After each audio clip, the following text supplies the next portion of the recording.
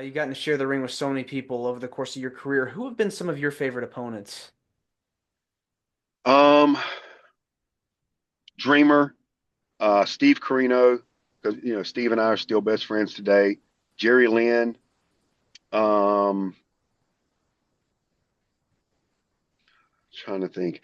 I really can't pick pretty much anybody from ECW. Danny Dorn and Roadkill, Chris Chetty and Nova, Kid Cash, all those guys.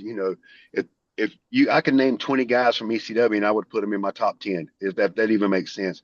But Dreamer and I have so much chemistry together. Carino and I have so much chemistry together. The same way with Jerry Lynn, Masato Tanaka, Shinjiro Otani, the late Shinya Hashimoto. Those guys, when I worked in Japan, I worked them on a regular basis when I was there. They were all my favorites to wrestle with because it was kind of a night off. Knew I wasn't going to get hurt, have great matches, have fun, and I'd always look forward to them. But those, man, the times I shared the ring with Dusty Rhodes and Barry Windham, those guys were some of my favorites because it was so easy. George South, who I still wrestle with today, I love sharing the ring with because I learned so much from George being in the ring. Yeah, being able to be just right across from somebody that you've grown up watching or being in there with your friends, that has to Yep. feel good because you know it's going to Yes. be fun right off the Yes. bat.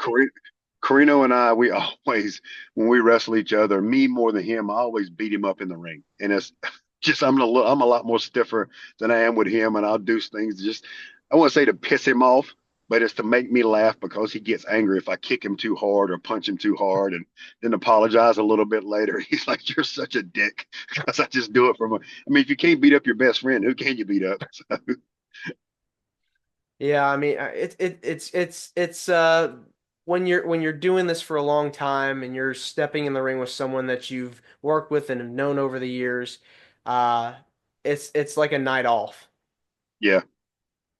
It is. It is. That's what it's all about in this bit. To an extent, is having great matches, tell a great story, have fun in there with the guys you're working with, knowing you're not going to get hurt, and giving the fans their money's worth. Because I tell people this, and I tell my students like this all the time. You know, no matter who you are in wrestling, or no matter who you are just in general, real life sucks. And if I'm able to give these fans 2 to 3 hours, or 10 to 15 minutes of my time where they can just let go, cuss me, cheer me, whatever they want to do, enjoy themselves, then it's worth it. Because at the end of the day, real life sucks to an extent when you got to go back to real life Do you prefer being a heel or a baby face? and heal. 100%. I enjoy being a heel.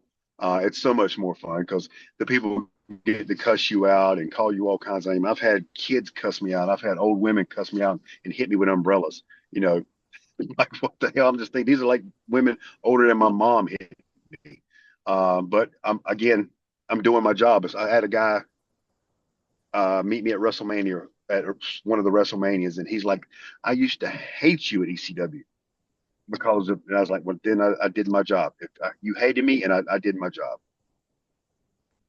That's what it's all about. You're playing a Yep, role, you're playing a part. You act that part. You're playing that character, getting on underneath somebody's skin, and just essentially trying to get a reaction. That's what it's about. yep.